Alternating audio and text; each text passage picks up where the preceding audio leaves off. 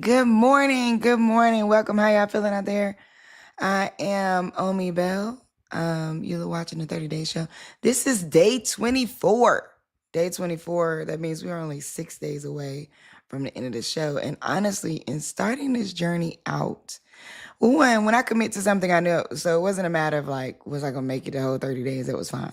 The ease of making it the whole 30 days was in question as to like whether or not this is going to be something that was easy, not easy. For the most part, it's been easy because my mornings have been clear. This upcoming Sunday, I will be traveling though. So one or two things will happen. Either Cameron will hold at the moment, we're thinking that Cameron will hold the showdown by himself if I can figure out how to get him connected to all the producing side of everything. If I can't figure that out, we're gonna end up figuring out how to run a replay. So, because I think there is a way where I can air a replay, except for Instagram. Interesting thing about Instagram is that so I've been looking at like what going live every day actually impacts, and so going live every day, doing the clips, so we clip it up, post the clips out. What I notice about my Instagram going live every day is that my followers are going up right now. Honestly, and because I'm not putting out, I put out the Omi Brief on Mondays, and then I go live every day. Those are the only two things I'm doing. I don't have like any other content that's on that you might see over the past couple weeks has been collaboration content. So collaboration for BGV.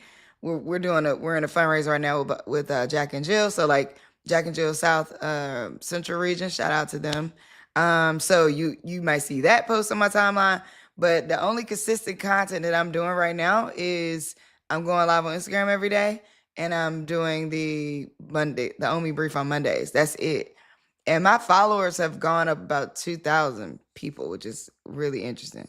The other piece of it is YouTube. Actually, I haven't even looked at. Let me go to my YouTube right quick, and I can tell y'all. With the clips, I find that my subscribers jumps. So like my watch hours are like creeping, but my subscribers are going up. Like, yeah, I'm up 63 subscribers in the last month. So like subscribers is going based off of the shorts. But let me look at how many watch hours I'm getting. Watch hours are moving slow. I mean, it's still more than I've had, but moving slow. Like it's not like it's creating like hundreds of thousands of views in my watch hours. It's not. Now you got to get 3 million views, and I have 18,000. You got to get 3,000. So on shorts, you have to get 3 million views to earn. I'm at 18,000 on. For regular watch hours on regular videos, you got to get 3,000 in a calendar year. I'm at 400. So I would say that like it's not necessarily having my views jump for watch hours really, but subscribers, yeah. Instagram followers for my profile, yeah. On the 30 Day Show, I don't think the Instagram followers are jumping that high. I'm gonna look and see real quick. I don't think the subscribers on the 30 Day Show are. I'm not subscribed. I'm sorry.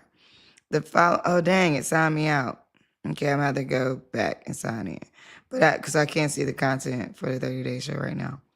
Like we only have 37 followers right now on the 30 Day Show, so it's just the follower count on is not growing. Now there's things I'm not doing to make it grow. By the way, meaning like there's things I could be doing. Like I'm not collaborating with every guest we have, which that's a clear way to make it happen. Like collaborate with the guests that you have. It will show up on both our timelines. I'm not heavily collaborating with my content. So there's that. And there's reasons why I'm not doing that right now, but like that I'm not necessarily going over. But but um but I think that the right now I am observing just what's happening. So it's pretty interesting. Now on the shorts front, I will say the shorts get decent views for the most part. There's ones that get like way more, and there's ones that get like way less.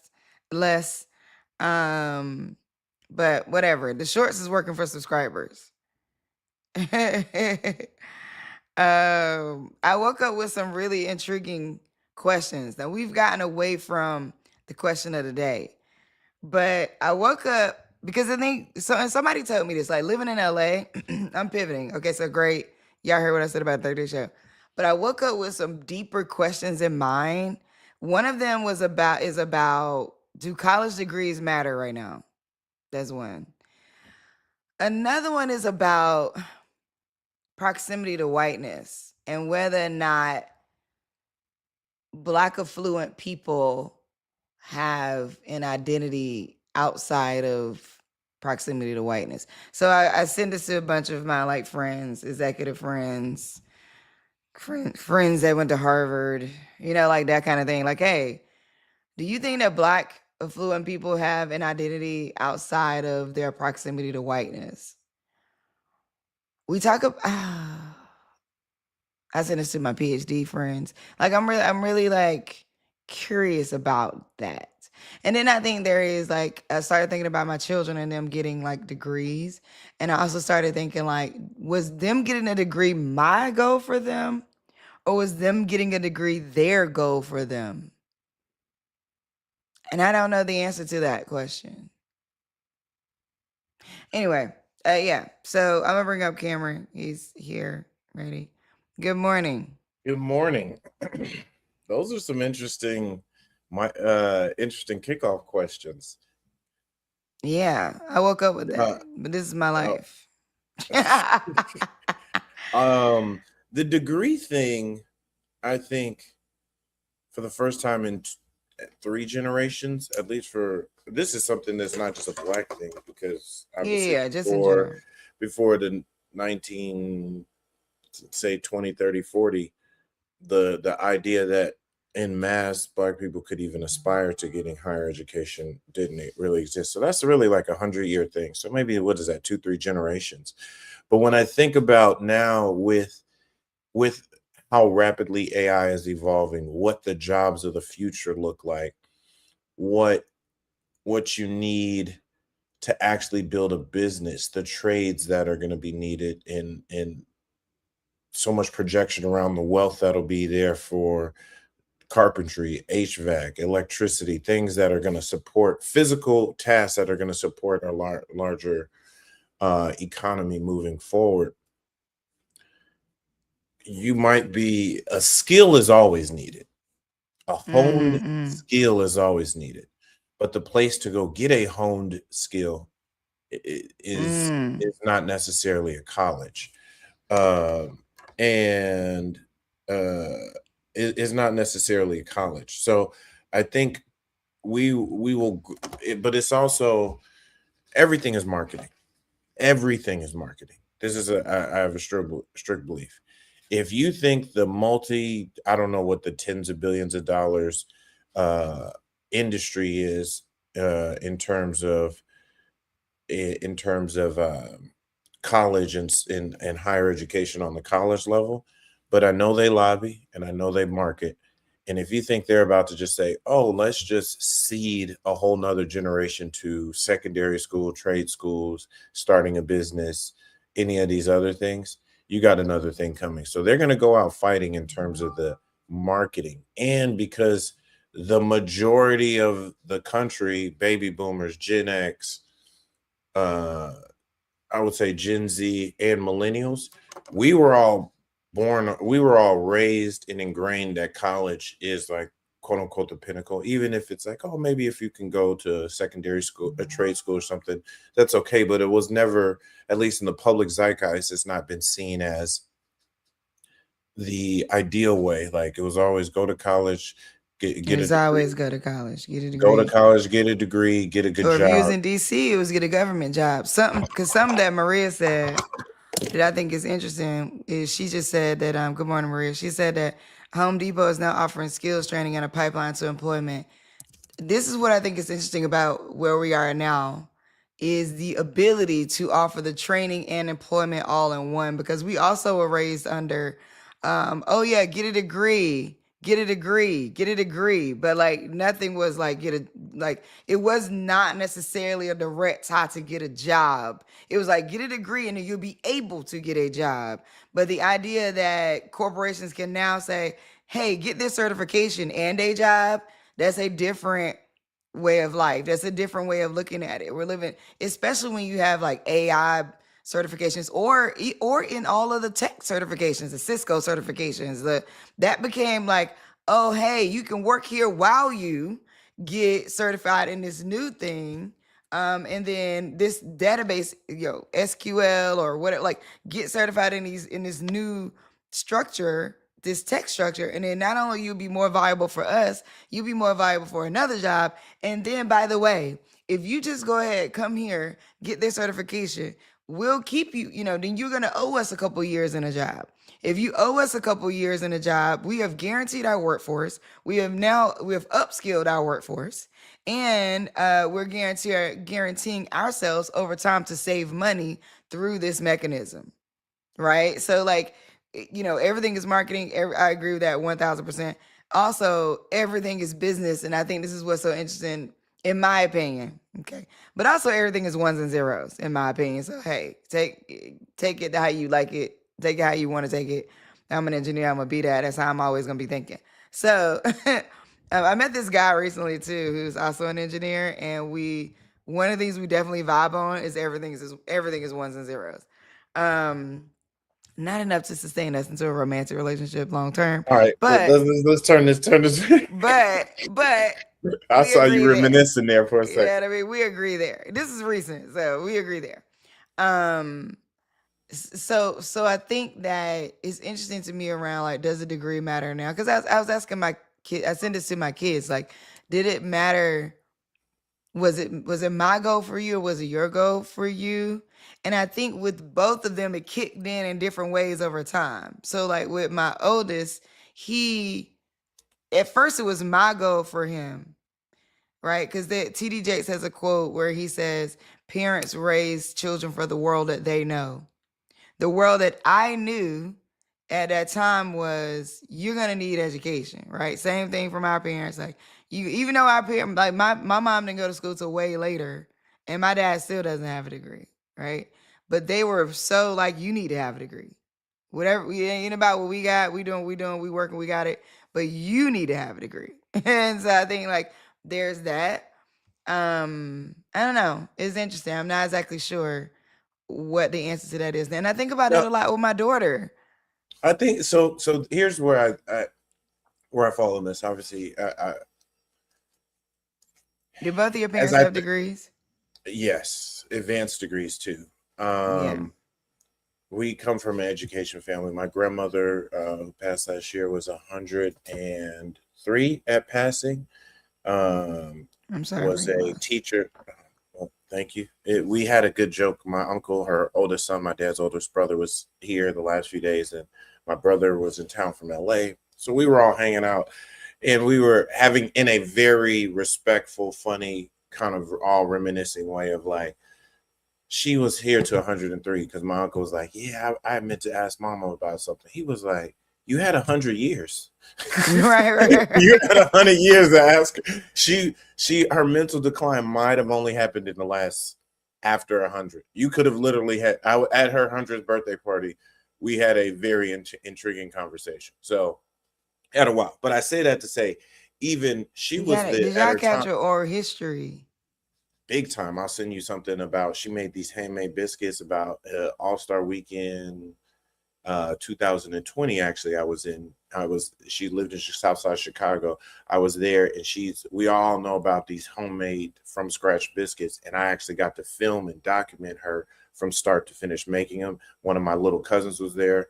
Her great grandkid was there. Two of her children were there. My cousin was there. We have tons of oral history with her. I would love to have had more, but we have tons with her.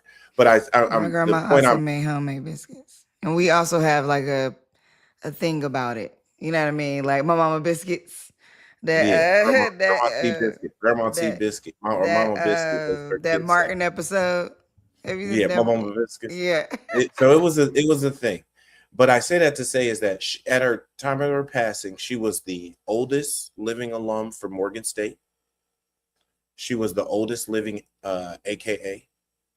So you're talking.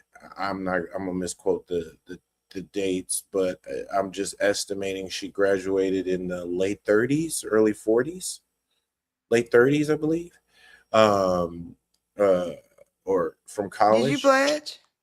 I did not. Yeah. Me find me.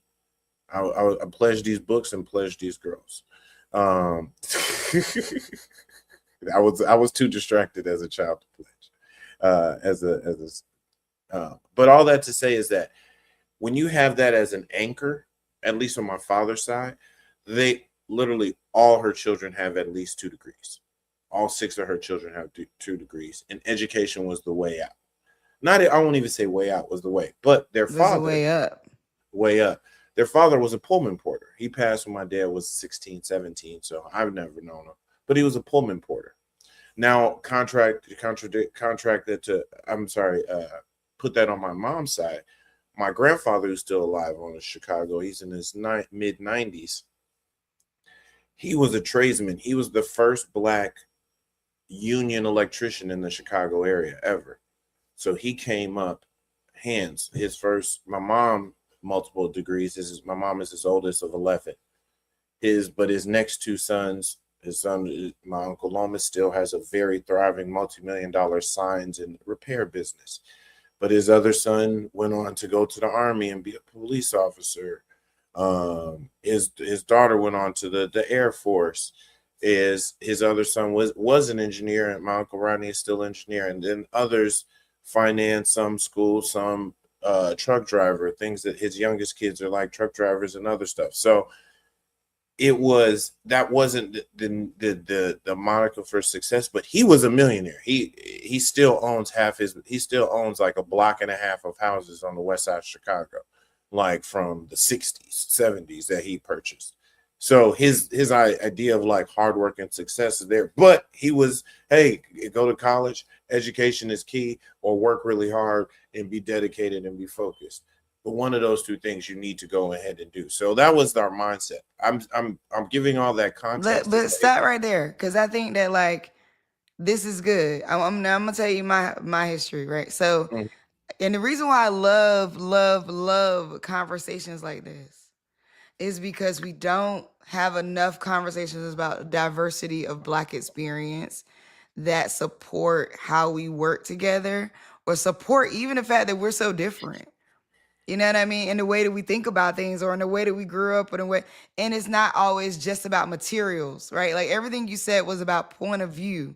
Everything you said was like anchoring in legacy or history. Everything that you said was about like how your family might think about life, which also would then thread into like how you think about life. And these, what you just said, and we don't, and this is interesting about dating. We talk about that, you and I, back and forth, but it's like, this level of conversation is not the level where we look at each other to match up a lot. We're not always thinking about like if you came from so much legacy, there's a way that you're gonna be thinking. And if you are with a woman who did not come from or does not understand like legacy at certain levels, she ain't got to be have had it exactly where you had it.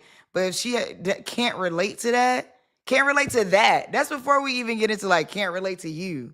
You know what I mean? Like she can't relate to that. She's not gonna be able to relate, and that is like an interesting thing that we don't talk about in terms of like the equally yoked piece of it.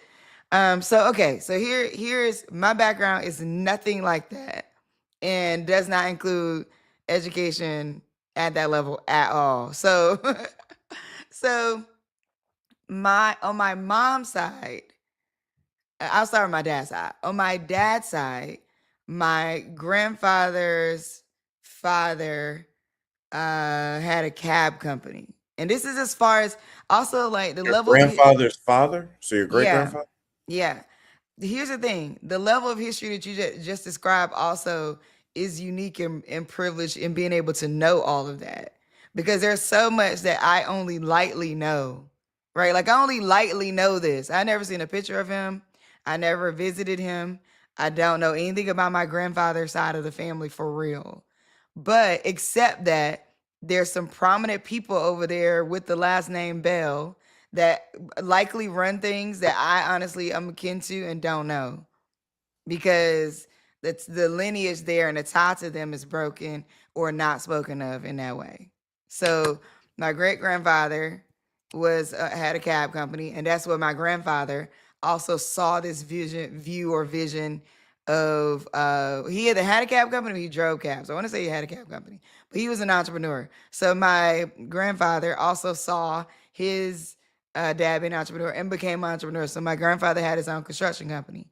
Now, my grandfather had his own construction company. He built the house that my dad grew up in. My grandma was like the accountant for him, essentially. And my dad and his brother. So my dad has between, like, with the same mom, same dad, they have it's four of them. And then they have both my grandfather and my grandmother had a child before they got together. So there's two other children there too.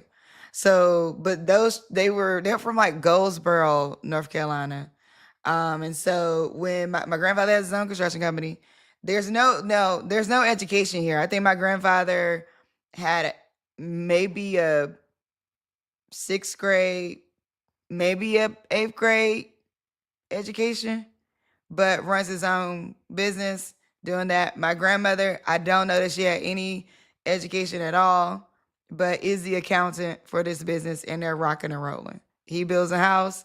My mom and my dad and his siblings work for the construction company as kids. So my dad's story is like That he happens a lot. he started smoking because he was out with all these grown men, like smoking. You know what I mean? That was the thing they did on their breaks. They smoked and they drank. What happened was, as the evolution of the city of Durham started to evolve, white people started being like, how do these black people know how to build houses? They don't have any education. So like, how do they know how to lay these bricks? And evidently bricklaying is a unique, so there's a couple unique specific skills in construction: is bricklaying and door hanging. Okay. For So real? I didn't know that. Door. yes, it's something really unique about hanging a door that my dad told me. I don't know. So anyway, no education though. So my grandfather has his kids working for the construction company, and they like traveled and things like that. Like they had a little bit more of an enriched experience, because when I tell you my mom's side is totally different. So then but I don't, honestly, my dad's siblings, I don't know any of them to have a degree. So it may be my aunt, one of my aunts does, because I think she according, may have benefited the most from some of the privilege, but like I don't. So they grew up real blackety black doctors, black lawyers, black everything, but black in like upper middle class, because they have their own company, yada yada yada, right? I think me and my cousin were probably among the first to go to college in that lineage, that I know of. I don't know of anybody else, and maybe there is someone that I'm missing, but that I know of, right? Okay. So mom's side of the family. But so wait a minute. There's not a focus on education per se, but there is a focus on legacy. My dad's side of the family is very much, we are Bells, and Bells are blah blah bop. We have pride. We are tough. We don't take no shit. We stand up for ourselves. We speak up for ourselves. We go for what we want. We do what we want. We get what we want.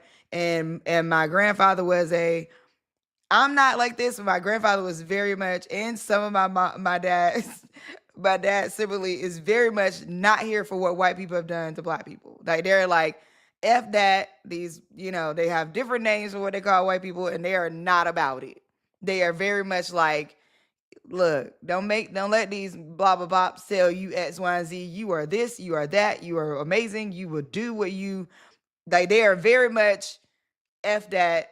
Don't let them people tell you ain't all that kind of people, right? That's to me some of the most important things, no matter you went to college or not. It's the confidence and belief. That's what Confidence those is on a generations, million on my dad's the side. generations, our grandparents, parents generations, what they needed to instill in us, whether this is, I know we're going into education, not education, it is for a long time, for hundreds of years, we just weren't good enough. And the world told us we weren't good enough. Racism was there. And there were plenty of people, even within our community, who said, just go along to get along. Don't aspire to more, because they had been broken mentally and spiritually broken for so long. So if they instilled that, the actually education is a secondary thing. Yeah, it is not a game on like, now you can do what you want. They are very strategic. They also, for the most part, everybody like owned homes, things like that. Whether they kept those homes or not is another story. But there is a gear toward home ownership. And so my dad had this view of his life that was like, no, we need to own, I need to get a wife, we need to own a home, we need to like, our life needs to look a certain way.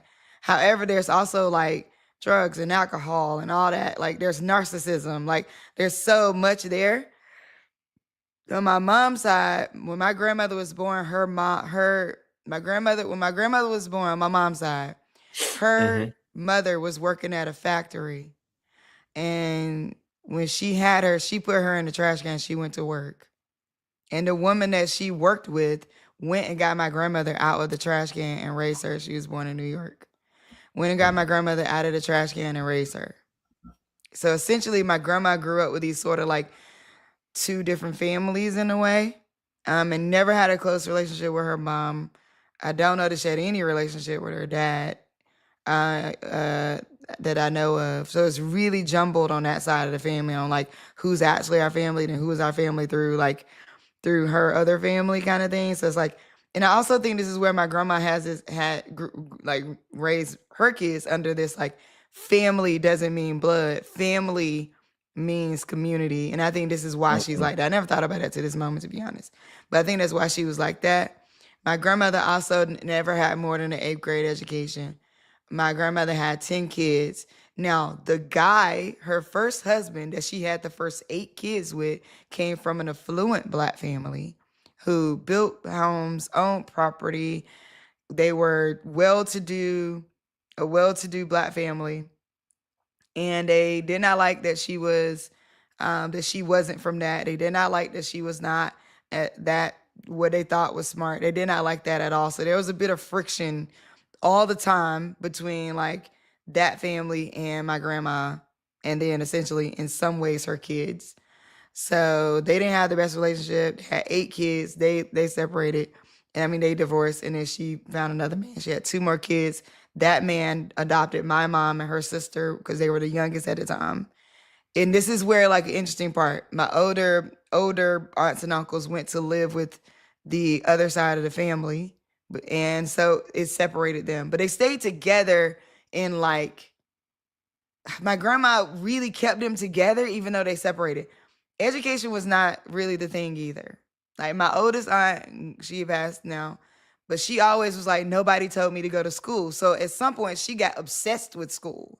So much so that like she just kept going to school. You know what I mean? Like degree after degree. I'm gonna get this degree, and I'm gonna get that degree. And it was like, you know what, I'm gonna get a degree in that. Like from my view, she was just obsessed with school because she was like, nobody told me about this opportunity to get education. And now here I am in my 40s, 50s, getting as much education as I possibly can. And that's how, and then her daughter went to college. And honestly, it was her daughter went to A&T. It was her daughter that I feel like was the disruptor on education for our family, because her daughter went to college. And as far as I know, one of my older aunts went to college too. She ended up becoming a teacher. Her sister went to college. But if they hadn't separated to be with that more affluent family, I don't even know that college would have became something that would have been something that anybody was even thinking about, to be honest. Like, also, when you grow up in a city where there's a major employer, that also shifts how people think about their evolution. So, like I said, in DC, the government is a major employer. So for people in DC, it's like, get you a good government job. In North Carolina, in Durham, Duke is a major employer. So you need whatever it takes to get a job at Duke. So most of my family, in that generation worked at Duke. And now some of their kids work at Duke still. But it was like Duke was going to be there for you to go work at. We have a legacy of people working at Duke, right? If we talk about legacy. When my cousin went to college, and my aunt went, the aunt under the oldest one, she also went to college, but it was never a conversation. You know what I mean? So like she went to college, but like she didn't promote school to us. In fact, like it was just like she had a degree and that was just a fact of the matter. But it wasn't like, hey, y'all need to go to school. You know, it was more my cousin that was saying to me, you need. And I went to college with her when I was young, and I went to Auntie's campus and I was around her college friends, and like I saw what all of that looked like. And so that made me be like, I want to go to college. You know, like that looks cool. I'm trying to do that. Um, but you know, it wasn't necessarily education wasn't, it was like do it. It became a thing for me because I became a teen parent. So teen Mm. pregnancy is all up and throughout my family.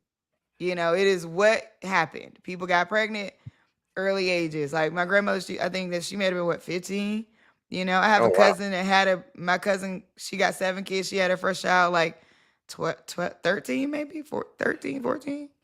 Like that's a story. It's not my story to tell publicly, so I won't be doing that. But I'll just say that like, you know, but like teen pregnancy is a thing. It was a thing in my family. It's not anymore.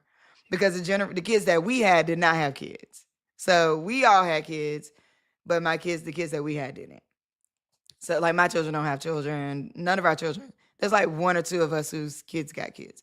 I have a huge family, hundreds of cousins, 11, 10 kids, 100 first cousins, hundreds of second. Like it is a huge, like trying to have a funeral or a family reunion is kind of crazy, because it's so many of us. But I'm saying out to say education was not a part of that.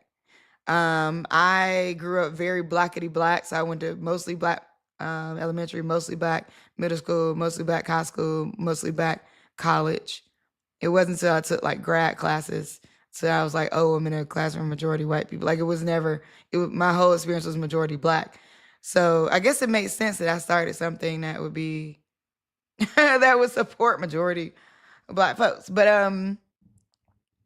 yeah. So it's interesting. I don't know. I find myself having, but now I guess anyway, saying all this to say, here we are, right? So you have this huge background of education in your family, which could dictate what you're gonna say to your kids. You need to go to college, right? What I have this huge background of no education in my family, but I'm also like saying to my kids, you need to go to college, right? Now I'm like, for my 11-year-old, like that's what I said to my older kids, but for my 11-year-old, I'm asking myself, like, I value education. I put her in public school because I value public education. And even in LA, people are like, oh, I don't know. You don't want to put people in public school. But I'm like, yeah, I think private education is great. And I think that people should have that, as an option. But I also am a firm believer in public school. I was a public school teacher for 7 years. So I'm a firm. Now, you might have to supplement it with some other experiences. You might have to make sure your kid is enriched. You're on mute. As long as I was like, there it is, because as long as you are, how do I put it? As long as you are supplementing and getting them the necessary things to get to the second and third level education. And I know I am not, I don't know the stats in terms of early childhood education and how that advances your long term career. And I know there's a lot of correlations there. But to me, it's like as long as I can get them into secondary education and I can get them into higher education, but save that money. Like when I had a friend who told me it was that they're paying out here in the DMV area for their middle school 8th grade 55,000. I was like, I'm sorry.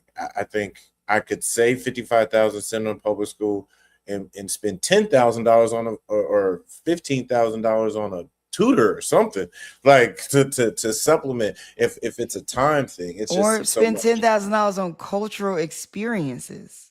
Yeah, and Spend ten 10,000, thousand dollars $20,000 and put it in a bank or I mean put it in an investment right.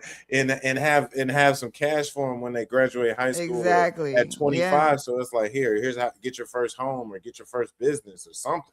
Like I would do something totally different. But I I hear you on that. I super hear you on that because that's an interesting question to rival with. So there's something that, and thank you for sharing your family experience on those. That's there's so many things there, but I would say that the one core thing is it does interact, and I think it's something that whether it's in dating and in or any long term dealing. So if I'm going to be in business with somebody, maybe not my employee, but a business partner, you want to understand where they, how they're raised and how they're shaped the world, their education and their family life views shape their existence. But to the point of this new generation being grown up in a world where college is not necessarily option. Like I said at the beginning, I think college is not going to go down without a fight. So they're going to continue to market like in our face, but also subversively market the need for college education. Two, your college and where you went to college outside of if you have strong alumni ties or you're trying to tap into those alumni ties, where you went to undergrad stops mattering 5 to 7 years in your career. It's a like it just does. So if you then your skill set, your I don't know accomplishments, all those though. other things. I I find it said to it be stops different. mattering at a high level. Oh, okay, Undergrad. I'm talking okay. about graduate school can carry you for much longer Yeah, time. yeah, You that's went true, to sure, Harvard sure. Business Yeah, MBA, yeah, yeah. where you went to get your doctorate. But even then, there's while there are tiers, going to Harvard HBS or Wharton will carry you will be That's on your true. resume in introduction. That'll be on your introduction for the till you're 80 years old. The degree you got still matters. Like if I'm a MD and I went to a terrible MD school, but I'm now an accomplished doctor, I'm a doing well doctor, a dentist, or anything. I'm not really mad. It's not really mattering in most rooms what school I went to. But the point I wanted to the closing point there is college now, especially we have to see how these next few years with AI and skills and workforce. College is still, I think, a better bet, both because of socialization in terms of just understanding difficult scenarios, how to manage your time. There's just life skills you learn in the way that college, whether you're a commuter or you're living on campus, the way college is set up, I think there's life skills that prepare you, that should at least prepare your plant season to you on how to survive as a full functioning citizen and an adult later. Two, I think the relationships that you build in college, both for personal and professional reasons, are just, I don't know if they're recreatable. Like if you go I and agree. if you go to a 1000%. trade Yeah, school or any of those things, that's and real. or if you're in a skills workshop, like think what you we start to lose socialization.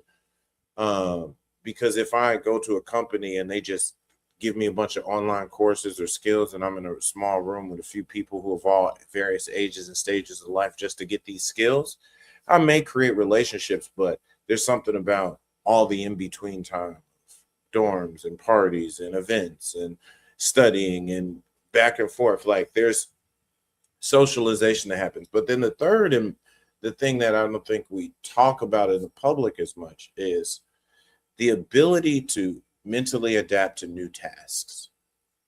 And I don't think Mm-hmm. when you're getting a skill, if this company now comes with, you know what, we'll train this workforce. You might be super amazing at whatever they trained you for, but now if that job becomes obsolete, how do you upskill? How do you adapt? How do you evolve your career over time? When we think about how many career changes or definitely position changes and job skill changes come over time in the course of a 30 or 40-year career, we see that all the time. Like that's like par for course. No one, very few people started in 22 and are doing the same type of job for 20, 30, 40 years. That's just, you have to, even if you become a manager, that's still a different skill. And college and having a wide base of knowledge allows you to at least should plant the seeds on how you adapt to skills, and it gives you a wider base of knowledge. And I don't want us to all Yeah. become, because if we don't have colleges, or some version of a college that teaches you a variety of skills and a baseline of information across other subjects, we're all going to become, you remember the game Lemmings with the little yellow things?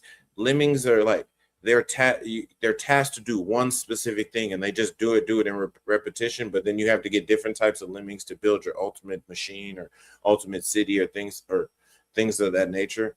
Like, we don't want to be Lemmings or Sim City, where it's like everybody is slotted into, I do this, I do this, I do this, I do this, and you really can't break out of your slot because I don't have a history of being trained in some one way, and it's like the ability to adjust is going to be almost so hard. So I don't think college is losing out. I think the cost of college, the barrier to entry to college, that shit got to change. So I think one of the things that you're highlighting that I think is great is the question, which the question was, do college degrees still matter? And that may be up for conversation, or that it could be arguable, but college absolutely still matters. So like college itself absolutely still matters. Now, whether or not you finish to get a degree, or what that looks like, and whether or not that degree part of it then breeds a new career, because right now, I don't know, I'll have to Google it, but there's a large percentage of people who have degrees and things they are not even close to working in.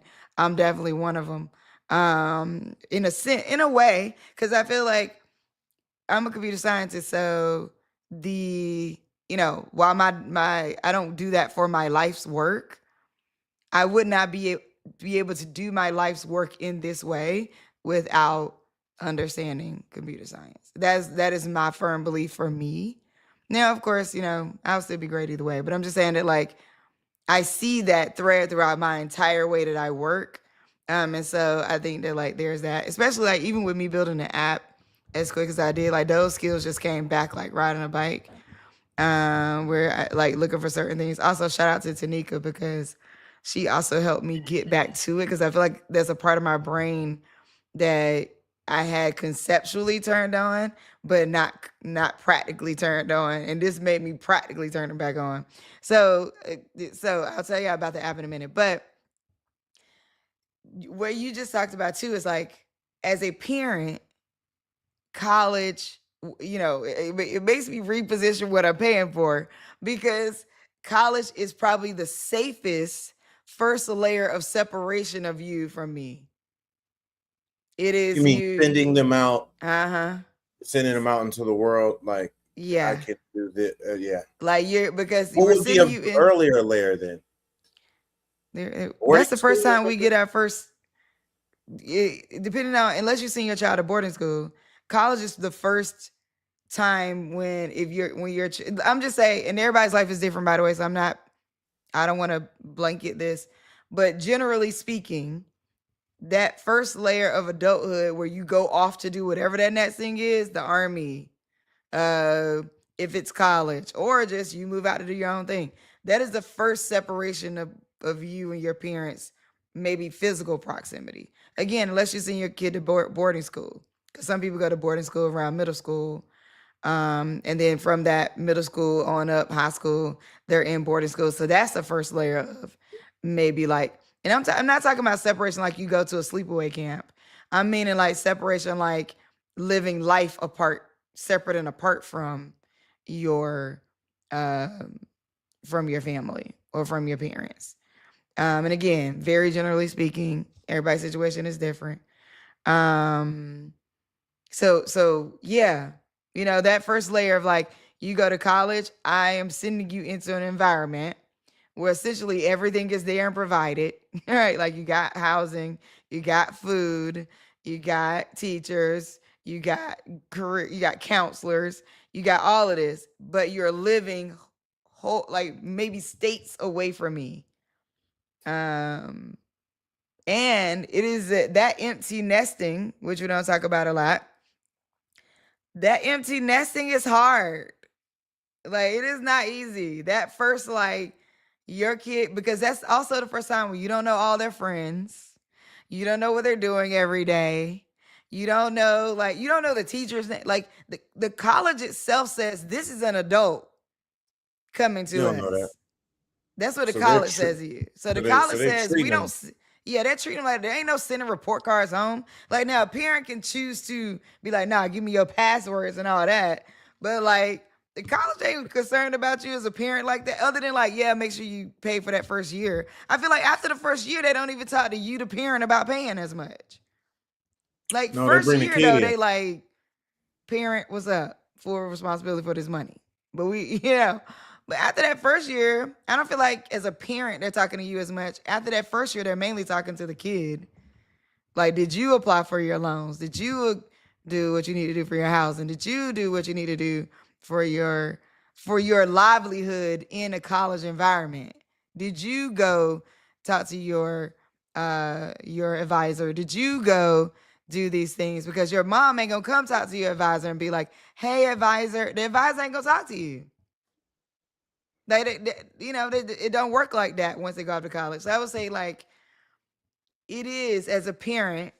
I think part of what you're paying for is like this safety, it's like yes, get educated, become a great person, but also everything you taught them is instilled by then. So if they ain't got it by then, they ain't got it. You just like you're hoping that once that child goes off to college, that everything you taught them is there. Because now they're about to learn whole new things on their own, separate and apart from you. And it's kind of scary, honestly. They're not a kid at that point, but it's like it's a kind of scary feeling. I don't think, we don't talk about that as much. Lita So said way to kick off the first hour. right. We didn't even talk about being affluent. That's a whole nother conversation. We did have guests that Are you supposed to affluent? come. I'm affluent in love Now that's what's interesting. So, I and gotta support. when you said the thing about your grad school relationships and that kind of thing, I 100% agree. And I have a friend of mine who went to Morehouse. There's something about like, but grad school he went to Harvard, so he got a Harvard MBA. But I would say that like there's something about different. I don't know. I'm not gonna say that. I'm gonna leave what I was about to say because I love my HBCUs. I'm gonna leave it at that. All right. So his Okay. questions that he asked me was because to your point around affluent, that's the first I asked the question I asked, like I told you, I asked a bunch of my friends this. I said, do affluent black people have an identity separate and apart from proximity to whiteness? He said that's very nuanced. First of all, you need to define affluent. Affluent to who? And he said also you need to try your best to unpack what qualifies as proximity to whiteness. Is it striving for a certain income? Is it being openly anti-black? I said, okay, definitions are in order for sure. So I just Googled it because I think sometimes like we'll get lost in nuance if we just go, that could mean anything, which is true. But I'm like, let's just take a base definition. So proximity to whiteness is a concept describing the way in which non-white people or groups may be positioned closer to the advantages of white privilege based on factors such as skin color, socioeconomic status, education, or cultural assimilation.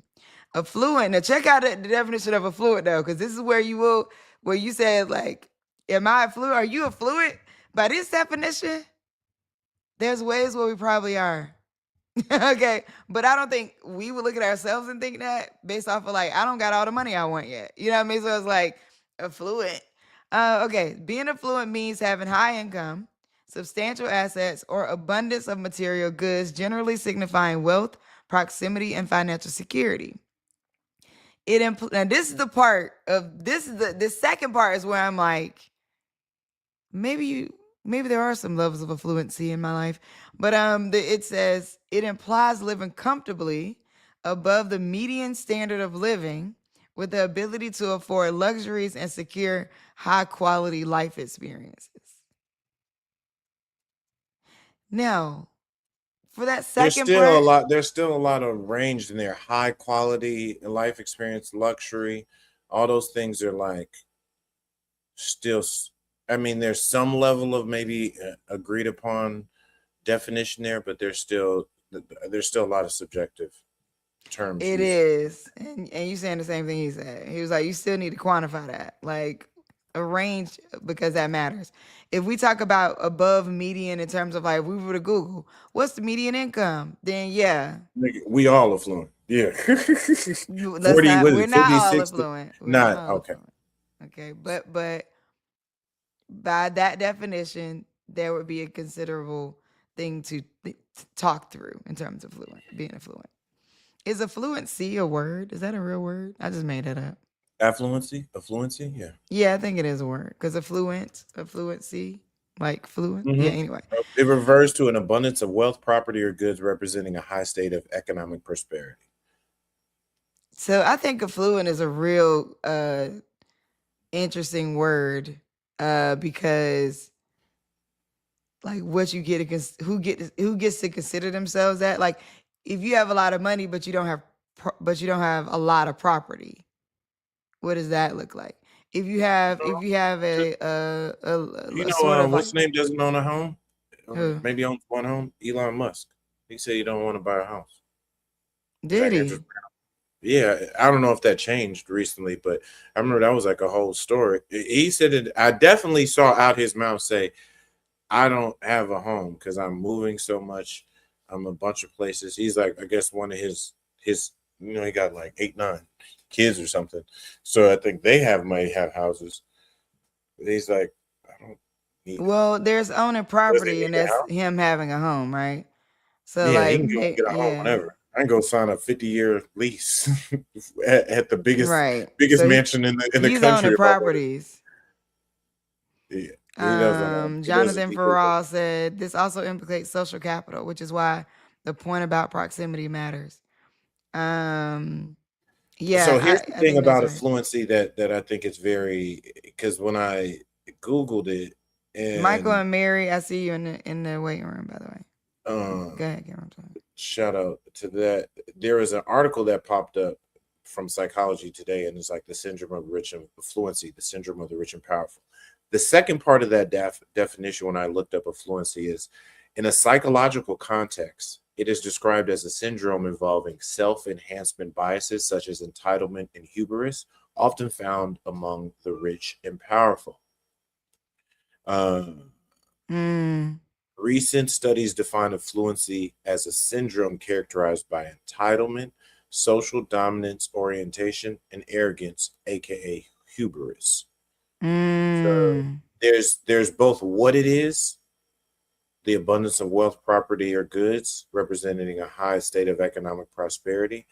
But then there is now it as almost as an adjective and attribute. mm-hmm.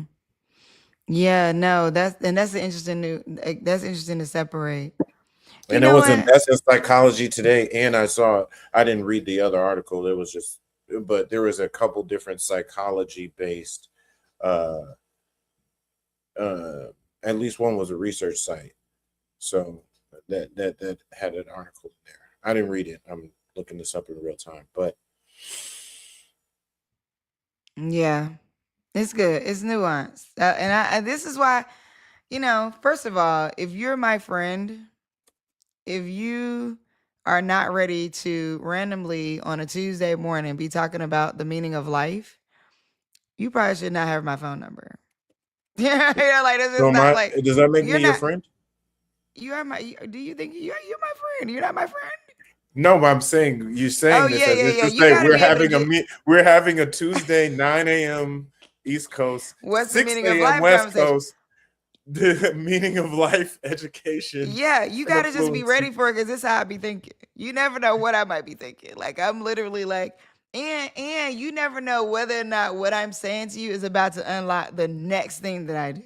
So it's just like, let's just have a conversation about what you. So the people who respond to that, like, I don't understand the question. Those are probably not people I'm going to enter into. It's like, then we probably got to like define how close we are as friends because I think my friends are just like, and more than one. I'm not saying that just one person said that. I'm saying that like if that's people's answer, then it's highly likely that uh we don't have a deep enough friendship because I think my friends are so they're with the shenanigans right now where they like Yeah, girl, let's talk about this meaning of life on a random Tuesday, even though in the middle of their lives might be a whole they might be doing anything with their life. And wake up to what's the meaning of of being affluent. Like, wait, what? What is she over there thinking? So there's only a select few people that I can actually do that with. Um, but shout out to those who get me. All right, we are Michael Clayton. I have Michael I have Mary too in the waiting room, but I think she just dropped out because I think she's trying to figure. Oh wait, Michael just left the camera, so I can't bring him yet. All right, well when Michael Clayton gets back, I will bring him up. I'll bring him back. Michael J. Clayton. Oh, I think I Yeah, know Michael J. Clayton. I don't know if this is you the one. might know Michael J. Clayton. If not, you about to know Michael J. Clayton as soon as he gets back to his seat. He might be going to Hail Mary, who's also trying to come on. You know what, my shoulder. Tomorrow I'm going to get a massage tomorrow because my freaking like I don't know what is going on. Sometimes I actually need to go. I think we need to start thinking about arthritis. This is going okay, stay with me. I think we need to start thinking about arthritis as related to holding mobile phones Oh, in, I in think there's much data. earlier ages. There's data on that. Oh, you mean like kids doing it so much I'm now? thinking like by the time people are in their 20s, they're probably going to be absolutely impacting the cartilage in there, or like their whatever's between here holding these things together. Okay, they're gonna be impacting these things because I'm pretty sure that that's what's happening. Like, because I think like in holding my phone, like your hand was not designed to be doing this stretch right here. Mm-hmm. It was not designed to be doing this, like stretching this way for hours at a time. So like you just sitting there, or like trying to reach all across. Like your fingers weren't designed to do that. And I'm noticing that also, like the computer, just being at the computer. Okay, Mary's back. I think she go. Did we make it in? Did Mary make it in? Did Mary make it in? Mary make it. Oh, that's cool. All right, so Is that a song you or it's you just not. It happened in my head okay? only. Thank Um, you. Who did the beat though? Who's the producer? right. Who's Jesus. the producer? All right, here we go. Michael, are y'all ready? I don't know. They're getting it Are they together. together? I don't know, actually. I don't know if Michael, can you hear me? Wave, put up a thumbs up. He's not putting up a thumbs up. He's focused on his ring light right now. He about to get his lighting together. Michael, can you hear me? Can we see if they signed Hold on, up let me together? see. Hello, Michael, can you hear me? Can you see me? No, he can't hear me or see me. Can you? I don't think he can. All I right, don't come even know back if to he's Michael. looking at his screen. Come back to Michael. All right, we're gonna come back. I don't know. He said, "Oh, okay. He can see me. Can you hear me?" Oh, okay. I can hear sound, but it's Like just static. static. Yeah, it's just We're gonna all take you static. down real quick and go see Yeah. Mary. We'll come back, Michael. Mary's can't get her camera together. Mary, are you there? Oh, they're not together because They they are have together. two different.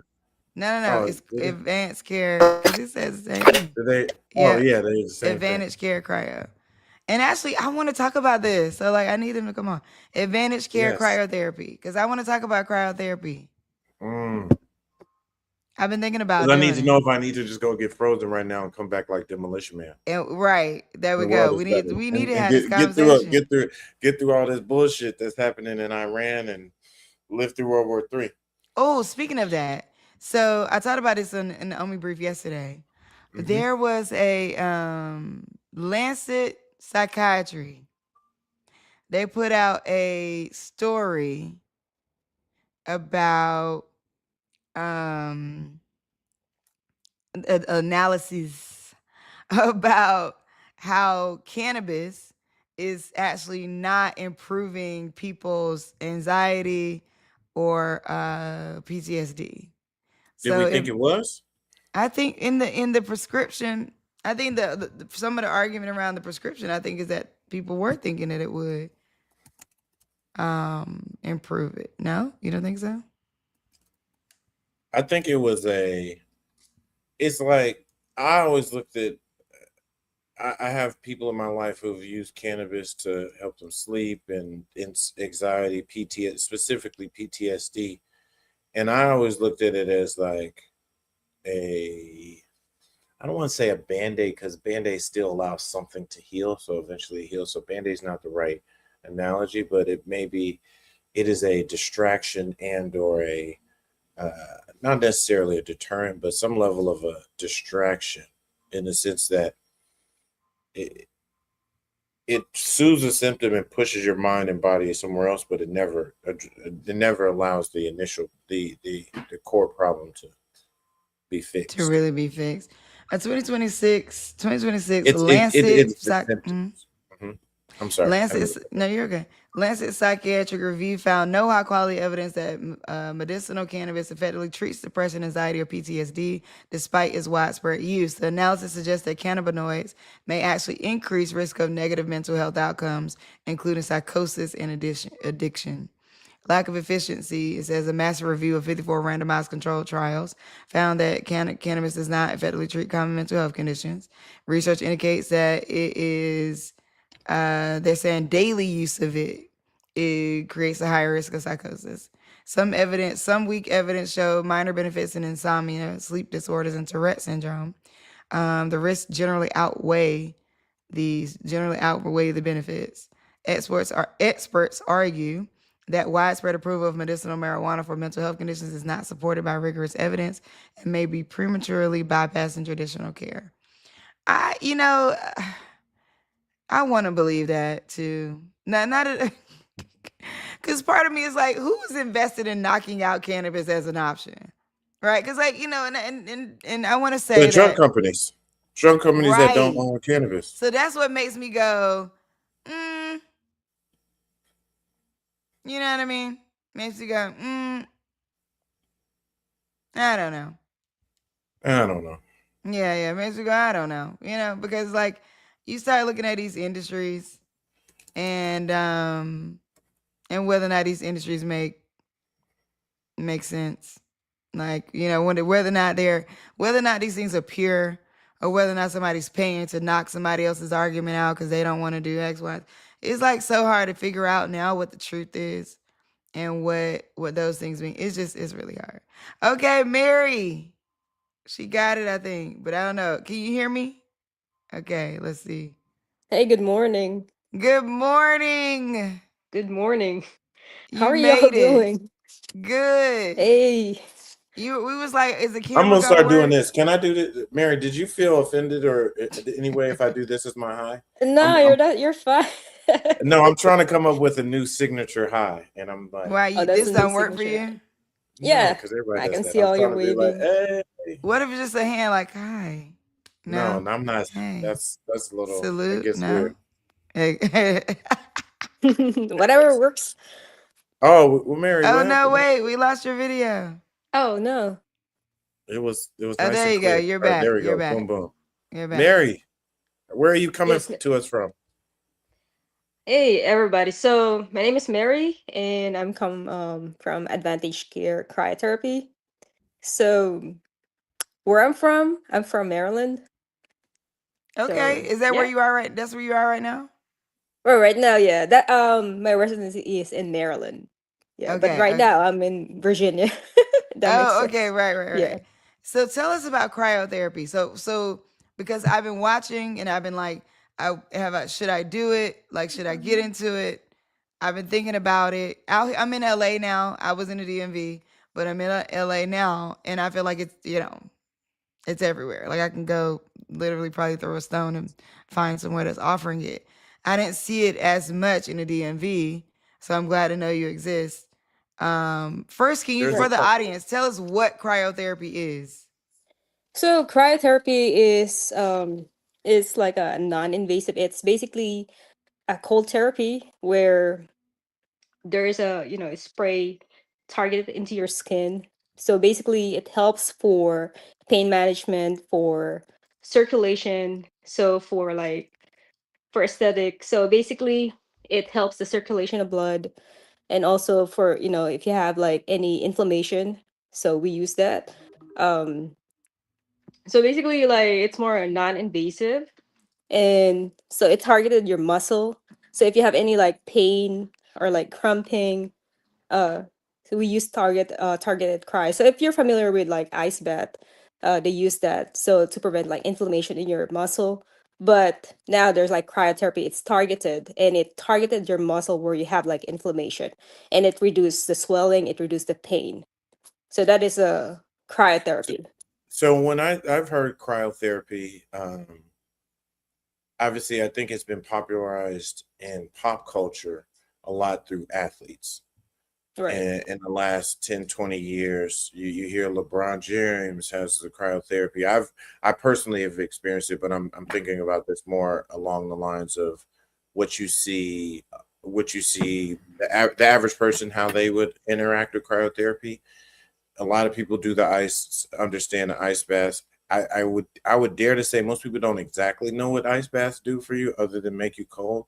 But that inflammation and that targeting muscles, why is a non-athlete, a person who didn't just, you know what I mean, like just do some physical exertion, why do they need or would benefit from cryotherapy just because like cramping or inflammation? Like, why is that high on the list of things I have to? Because there's a lot of things go wrong with our body. Why would, if I'm not an athlete and I don't need to go perform again, why am I Joe Blow on the street need to go get cryotherapy if I have some inflammation or pain? Right. That's a good question. So basically, why, even if you're not an athlete, because like people can, when you're working, you're tired, and you need like an instant reduce, like you wanted like that pain to go away, especially if you're like walking all day and you have all that, like your muscle needs to recover faster.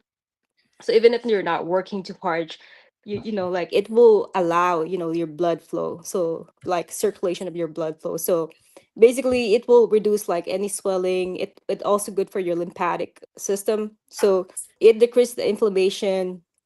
So the cold exposure, it slows down the and release, like it will release this pro-inflammation chemicals in the body, and then it will, like release all the redness less, like. So people, like, even if you're not athlete, it can really benefit through this, especially if you work too much of your body, your limbs. So it will have an instant, relief to your body, especially if you're, like all that nerves that we had, that it needs to have that blood flow going. So all of us are like active. So I work, all of us are like, especially if you're not active, this will really help people to like release that blood flow, and then, help our lymphatic system, because, the lymphatic system, it has to, like our that toxin has to release in our body. So cryo will help us release that to our lymphatic system. So also it supports the muscle and tissue recovery faster. So not all athletes, not all the people are athletes, but all of us are like, working, walking. So this will really benefit everybody, not just athletes. First of all, sorry. Welcome, Michael. Hi, Okay, how you Yeah. how are doing? you? Can you hear me? Michael? Yeah, we can hear you. Okay, great. First of all, sorry for the technical difficulties earlier. All good, all good. Are So you all both doctors? Should we be saying Dr. Clayton, Dr. Mary? I wish. And so No, um we no. don't have that PhD. We're just regular people. Yes, that's the whole Okay. point. Also, they're more than just although with such things such as ice baths, as far as for with the physical benefits, we associate it with things of that nature. But there's also benefits such as we can do cryo slimming. We can do we Uh-oh, can wait a minute. You saying something. You You just say said a you can do word what that we now? think that we know what it is. What Right, is right, cryo right. What's slimming? You're gonna cryo have to define slimming? anything you put Okay. cryo in front of. Don't assume we just know what that We means. don't know. So what's cryo slimming? Well, what we do first of all is targeted cryotherapy, which means that okay, we'll start out with if you have a problem with a certain section of your body, well, we shoot CO2 gas there. It's the same stuff that they have in sodas and the plants exhale. Oh, the plants inhale and we exhale. Okay. Just wanted to make sure that it's targeted. So what we can do is targeted cryo slimming, which is we actually uh, we shoot CO2 CO2 gas to it, and then we also go and take cold iron and rub and massage the areas also. And then therefore what that does is it freezes the fat cells and it helps your body actually metabolize fat. And over a series of treatments, you'll actually slim down. We can do it on you. We do facial slimming. We can do, as I said, targeted areas on your body. So there are cosmetic benefits towards cryotherapy. There's also, skin rejuvenation, which helps with with the signs of aging, and also we're also partnering with hair rejuvenate with some with organizations in regards to hair rejuvenation. I apologize for that. That was clumsy, but we're going That's from there. okay. I think this is really good in terms of like sharing like different options, because I'm all about how could we be thinking about body in different ways. Um, I'm curious around, do people often know? So the thing about the ice baths that I've also seen is like, is the same temperature of cold is not necessarily great for women. So I like the cryotherapy being targeted, because I think like it became this like it something that people been doing ice baths forever. Then it became like all over social media, and everybody started doing cold plunges, and it was like, hey, hold up, time out. Actually, for a woman, getting in the cold plunge is not exactly the same thing as like for a man getting in the cold plunge. The temperatures of the ice and all that, like there was all this different seeming like science coming out around some of this, and around like just following a fad in a way, which in my opinion sort of got away from some of the like real like great health benefits of doing like a cold plunge. So I like the idea of the cryotherapy. I've been thinking about it and looking at it.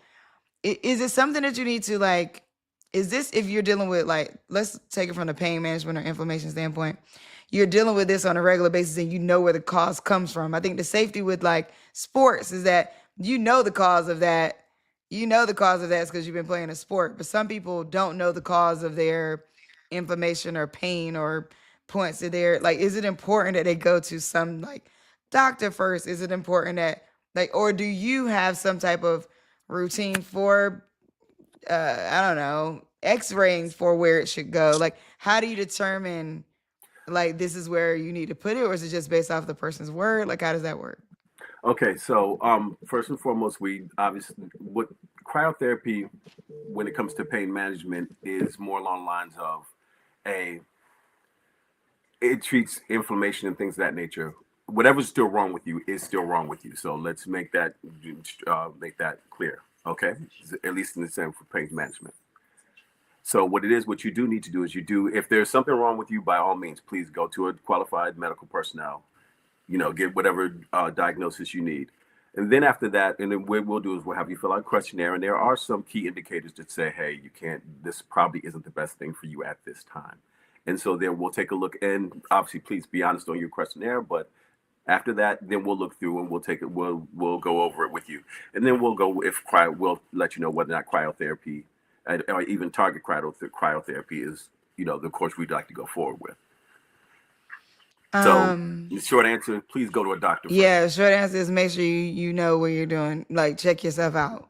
Have you seen an uptick in people using it in relation to like GLP-1s? So like people GLP-1s, and they are like, losing a bunch of weight. I am losing a bunch of weight, and then you're like finding that there's these sort of targeted fatty areas that you're trying to figure out as you are on your journey. Do you see patients in cooperation with that, or Yes. have you just seen an uptick in any way?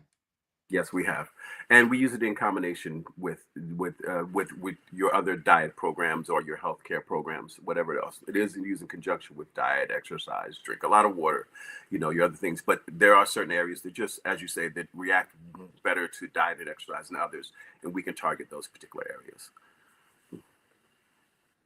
Okay. And where are you located? So everybody will just know, like, where do you want them to go? What do you want them to? Mary, Mary, take it we're a concierge service. And so we're Oh. located in the Northern Virginia area.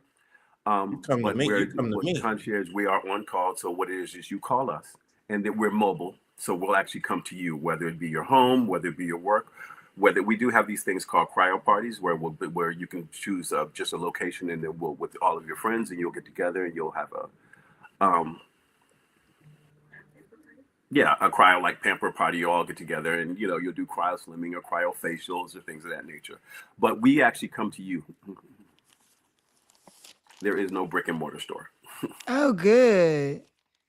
That's actually good. I love to have a good service come to me. That's how I am. Like the IV people, the like the IV vitamins and stuff like that. I've had them come to me. Like I'm all about a good come to me service. so It, so I love that actually. But should people go to Advantage Cryotherapy? Oh, AdvantageCryo.com, AdvantageCareCryo.com. Yeah, and I'm sorry. No, go ahead, go. What I was going to say is that we are started by kind of blue collar, like law enforcement, former military, first responders, a practicing nurse, things of that nature. And what we want to do is keep cryotherapy, one, accessible for people, not only physically, but also financially. We're trying to offer affordable cryotherapy on your terms. We're trying to meet people where they live, not just location wise, but budget wise. So we just Oh, want. I love that. Cause that's another question that people are gonna probably want to know is like, well, how much does it cost? Range. Just range. I've just been talking a lot. I wanted to make sure. I just wanted to. I didn't want to. yeah. Mary, you got this. Yeah, I mean our prices is very affordable, and we really like our target is to help the community to make sure that we are of service of the people around us, because we know that this service is very good for, very beneficial for everybody, um for every ages. So all of, like we wanted to help as much as we can to make our prices affordable. It's on our website, it's posted right there. It's www.advantagecarecryo.com. So if you look at our website, you can see all our services and our prices. So Are we you on really social wanted media? to. Yes, we do have a social media at Facebook, Advantage Care Cryo, and then we also have an Instagram. So we had all that information there, Advantage Care Cryo, and we are our picture is the one with the blue. It says Advantage. You'll see that because it is a blue profile picture, and So so yeah, I mean, I want to drop some game for y'all. Just some sure. game for y'all because how do you do it? Because this what we just went through is the perfect example of how to expand. In the sense that there's a couple core things that I see as the business. One, there's just the knowledge gap of truly understanding what cryo is and all the various versions of cryo, its benefits to the regular person and so forth. So there's the knowledge gap, then there's the trust building gap because not being doctors and most people, oh, I guess I have to go to a doctor to get this and so forth. This is my my free professional advice as a person who lives and works in especially in the digital engagement marketing and advertising world. I would actually double and triple down on YouTube because there's so much teaching and learning that you can have. And then also YouTube, especially there's recent data that even comes out. There's a really deep data project on it's the number one trust building platform of any socials or any social platform in terms of trust, both for advertising, for long form and short form content. So what you just did to us and like how we questions like what's cryo slimming? What does it explain? Why do I need cryo? That there's at least 7 or 8 videos, whether you're just talking directly, you're talking and showing data and stats, like simple edits, not so, things you could probably do within yourself or find for a low cost to be able to build that up.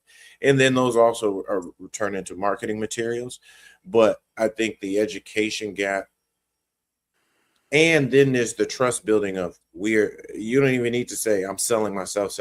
I'm just giving you knowledge on what cryo does, all the various applications of benefits, its history, where it is right now, what the technology, what the concierge service means, all those different things.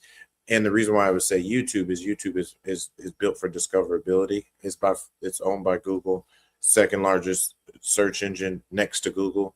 So when if people are looking to find, as we move out of the SEO where people say, oh, get search engine optimized, we're moving to also answer engine optimization, where people are saying, I want to get cryo. Where do I go? Or what are the benefits? You want to start being in algorithms, not just on search engines, but also on the ChatGPTs, Claudes, Geminis of the world. So while Facebook may be good to sell directly, Instagram, I think Instagram has gotten into our brain and makes us feel good, like we're showing up places. But those are those are like news feed discoverability. You, as you build this business, need to are teaching and building trust and teaching people. So if I were you, I would double down on creating content around teaching people all the cryo stuff, and double down on and then you putting your faces and the stuff there, so they are building up trust. Because normally, I don't know if not being a doctor is an impediment in that industry, but when I first think about it, it's like, well, if I have to go to a doctor first, maybe the doctor sends me somewhere else. Why shouldn't I understand this? But that would be my biggest thing, because having the website and only driving people toward a website is a thing of the past. Like, you still need a website, but you don't need a website, but you still need a website per se. But trying to get all these like 2 and 3 and 4 click steps for people to understand who you are and what it is, and then it has to be fully self-navigated. Because I go on the website, you're not going to tell me what to look at. I've got to, if I come across you, I got to figure that out. So I would be really hyper focused on teaching, trust building. Well, thanks, man. I appreciate I appreciate that. We'll take that and go forward. That was really quick. That was nice game. Appreciate you. Yeah, I just get 2 free cryo sessions in a week. Well, actually, I'm glad. Actually, hey, thank you. Where are you located? Are you located? I'm in DC. I'm in DC. Oh, okay. And I'm sorry. And Omi, where are you located? I'm in LA. You're in LA? But I would be in Virginia this next week. But I'm gonna be way out. I don't know how far y'all come. I'm gonna be actually, it's the perfect time because I'm going to like a retreat center. It's like in like Forest, Virginia. It's like probably an hour. If you're in Northern Virginia, I used to live in like Fort Belvoir. So like it's probably like an hour and 2 minutes from there. That's well within our it'll be worth the trip. But no, actually, I'd like to offer you services, just so you can understand. And as you said, it's part of that education process. So by all means, afterwards we'll stay on. We'll get a link up, and we'd actually sit down there and have you come by, and or have us come to you, and we'll offer you some free services. You asked a very simple question, and we got a little bit of off the track, and that was what are the price ranges we're looking at. And I wanted to just remind you that anywhere from $30 on up to maybe $149 for a session, for a treat, for a treat. No, that's not bad at all. That's not bad at all. No, it isn't. Now, okay, there are certain treatments, and we try and differentiate between treatment and session, which is no, that makes 100%, because like in all of these things you need multiple. So if you have if you want to get your knees done, knees come in pairs, so obviously that we do both knees. But now if you're doing let's say cryo slimming, you want to get a little off the neck, then what happens is then what you do is you put sessions together. Okay. And so therefore we'll do 6 sessions or 12 sessions, and we have packages. Also, if you go on our website, we're offering some introductory deals for those for first time cryo users, to hopefully help them out, make them and have them make the decision. But like I said, it's mostly just because we're blue collar people. We come from blue collar backgrounds, from the service industry, and we just want to make sure, and we want to bring this to people who normally couldn't do that. We had a client, and one time we gave her treatment on her knees, and all of a sudden she started crying, and she said, "I'll tell you later," because we were like, "Are we doing something wrong?" I mean, and afterwards, she said, "I just want to let you know that the pain immediately went away. I had gotten so used to just accepting that my body would feel a certain way, and literally right after the treatment was done, she was like, it happened. It worked. And we, of course, do a follow up call 3 days later. And she's like, it still feels great. We did one lady's feet, and we just did a quick thing because she would have been on her feet all day. And she turned around and said the moment that it was done, like she couldn't even put her feet in her feet inside of her shoes. And as soon as she was done, we was able to put on her shoes, no pain at all. That's one of the videos that we have on our website, things of that nature. As you said, engagement and education. So we just want to try and put this out for those who think that, going beyond, you have to go have, that you have to have a certain financial status, or that you have to go someplace, or that you have to be somewhere it's only for big cities, or, it's only for people with money. We'd like to kind of change that narrative. Yeah. What I'm hearing you say is well, not what I'm hearing you say per se, but like what I think is a part of this too, to Cam's point, is it feels to me, being here, it feels accessible. So if this is helpful for y'all, being here, it absolutely feels accessible. Like I feel like I could go find it, but I didn't know what it was. I didn't know enough of what it was to know that I needed it. Right. And then when I needed it, the same way I'm just like, dang, I need to get a massage. Like I Yes. can feel myself being tight or whatever.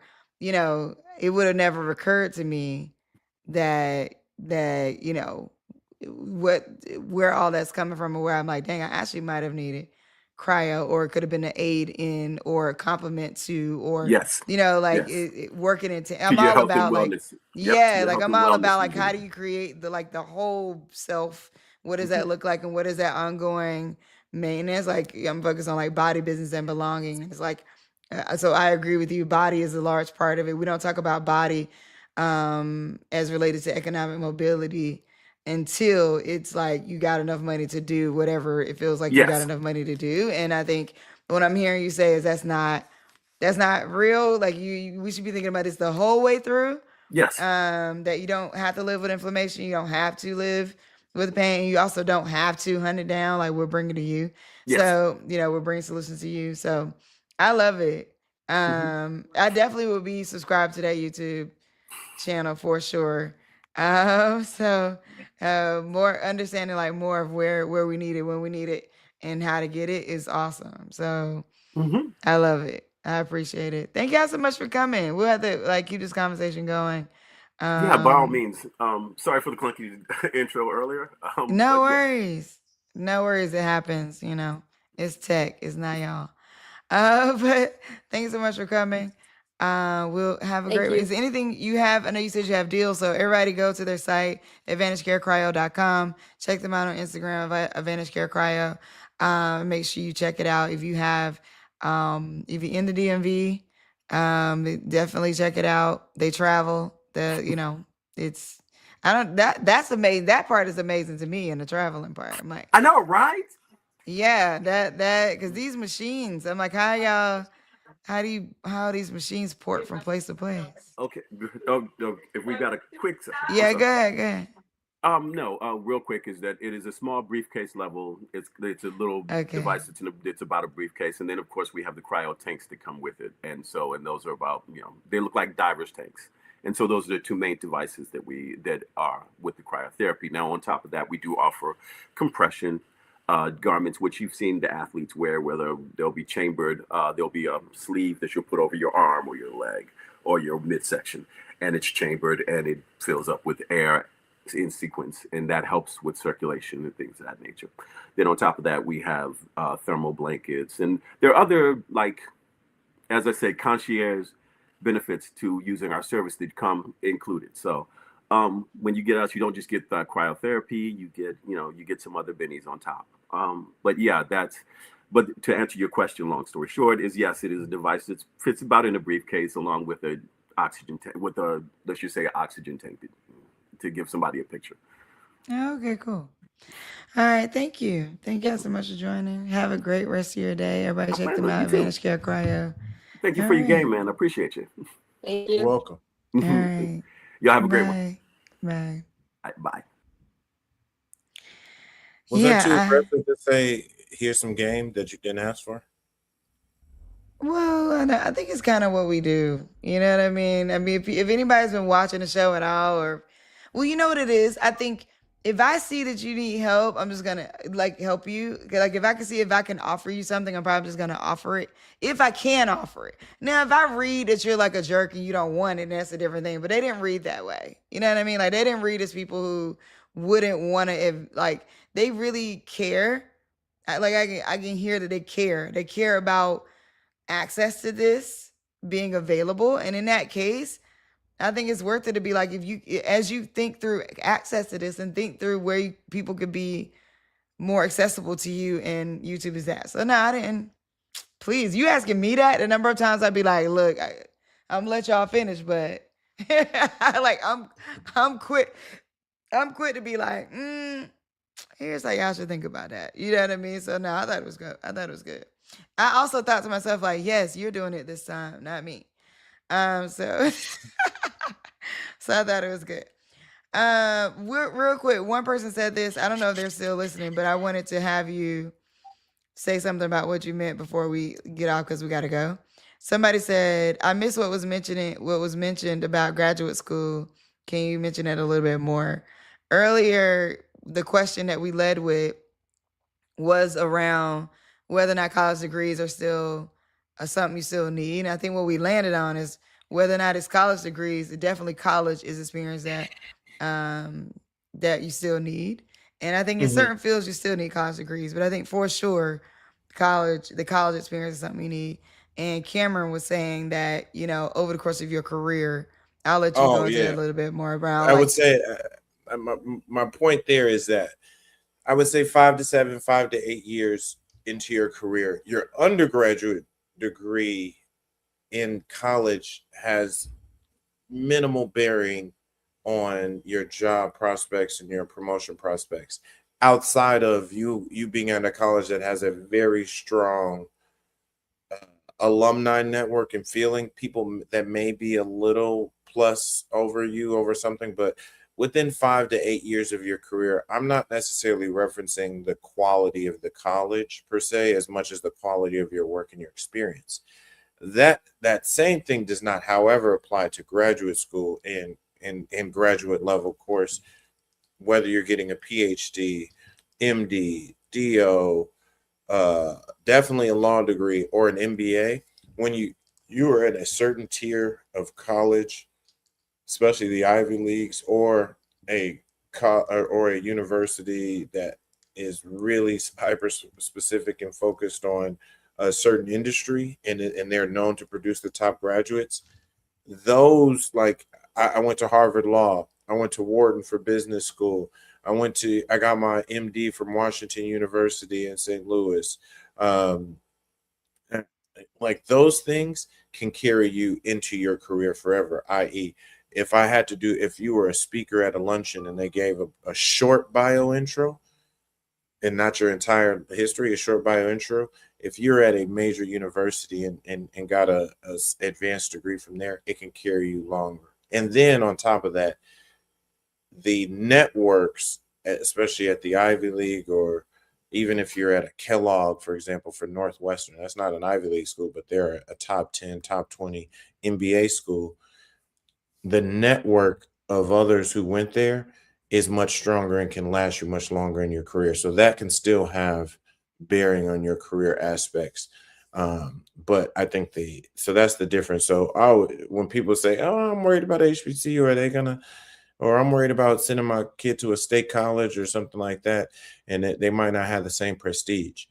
To me, if you want to and you can, go whatever the best undergrad university is. It might be harder to get in some of the bigger schools, but I would always over-index into the best named and the best reputation graduate schools more than the undergrad. Yeah. Thank you That's for been that. my experience. Yeah. I've heard people say go to As you HBCU see, undergrad. as you see right here, Harvard Kennedy's. Can you see that? Yeah, we see it. We see it, bro. Put some respect on your name, basically. Well, do you have an MBA? No, I didn't go there. They brought me. They paid me to come speak. Oh, okay. They paid me to come speak. So just like when I was in London, I went to the London School of Economics. I was like, oh, all these graduate students and stuff are getting game, and I was like, one of the things I need outside of a little bit of bread is can y'all make sure y'all give me some merch? Right. Do you have an advanced degree? Actually, I don't. I told you I don't either. I'm a successful medical school dropout. I did not have an advanced degree either. But I'm gonna get one because I want to be I still want to be you Dr. want to Cameron, do, yeah. Cameron. I literally I'm here. I was just saying my uncle and my father were here last night. My dad, the bishop, but he's the Reverend Dr. Julius Calvin Trimble. Reverend Doctor. My uncle here, Dr. John Trimble, PhD, two master's degrees in computer science. I have several. Talk to him. Yeah, he's you would get along. Pan-Africanism. He lives in South Africa. Oh man, we need to talk then. There you go. Shout out to his book, The Appropriate Technology Manifesto. He's the one I need to ask this question that I'm just asking today. But I think so. I was going to get an advanced degree, attempted it, decided to do it, and then I don't know. I went to do. I can't even remember what it was about, but the one thing I remember about that experience was film class. It was my favorite class. I took a screenwriting class. I love going to school. I love school. What was the screenwriting? You took a class? No, I was at the University of no, it was University of Denver. But I'm good. I don't know. I think again, identity wise, sometimes I do feel like, you know what I think I'll do though? I think I do want to get more like holistic certification. So I'm thinking about getting my I have Reiki 1 and 2. I'm thinking about getting my Reiki master. I am thinking about going and getting I am actually thinking about going and getting like a massage therapy certification, but not massage therapy certification necessarily so I can do like regular traditional massage. I just want to learn more deeply about the body. And so I thought about also getting like behavior therapy or some type of psychology degree. Because psychology, I don't even in hindsight, I should have been a psychologist, yeah. Like that, I'm always thinking about psychology. Like that's literally, I think about even the question I'm asking today, these are all psychology questions, I'm always thinking about how people think and what, so I think that my philosophy class I took, Cameron psychology. I think I took a psychology class once. I graduated with a degree in psychology.